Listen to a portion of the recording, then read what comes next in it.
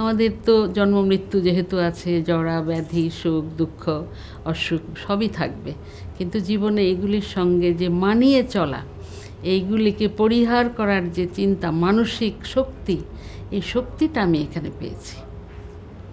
আমার যে একেবারেই যে আমার অসুস্থতা কিছু ছিল না তা নয়, বয়সের কারণেই হবে।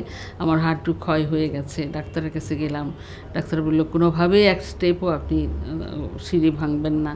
তারপরে কিছু মেডিসিনও দিলেন, কিন্তু আমি মেডিসিন না খেয়েই চলতে চেষ্টা করতাম।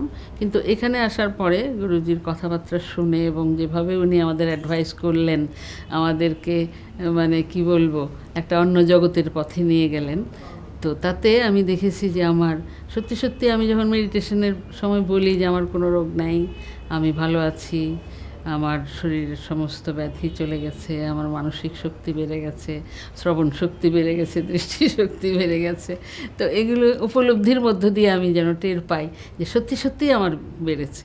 অর্থাৎ আমার যেটুকু অভিজ্ঞতা এখান থেকে অর্জন করেছি তা সত্যি গ্রহণ করার মতো, এবং সব বয়সেই।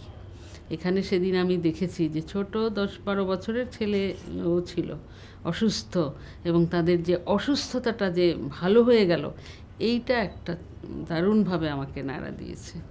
কারণ বরিশাল থেকে এক মহিলা এসেছিলেন, উনি বললেন যে বিছানা থেকে আমি উঠতে পারতাম না, এখন আমি হেঁটে চলছি। আমরা দেখলাম ওনাকে হাঁটতে। তো এই যে অনেকগুলো ওখানে অনেকেই বলেছেন তাদের নিজস্ব রোগের কথা, নিরাময়ের কথা এর মাধ্যমে, এই মেডিটেশনের মাধ্যমে।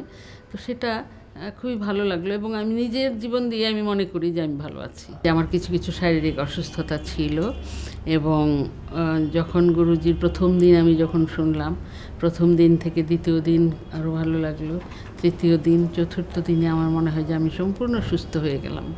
আমার হাঁটুতে আর ব্যথা নেই, সেই কষ্টটা আমার নেই, ভেতরে যে কষ্টটা ছিল সেগুলো নেই। আমি যেন আবার একটা তারুণ্যের মানে তারুণ্যের ইশারা আমার মধ্যে এসে কাজ করলো।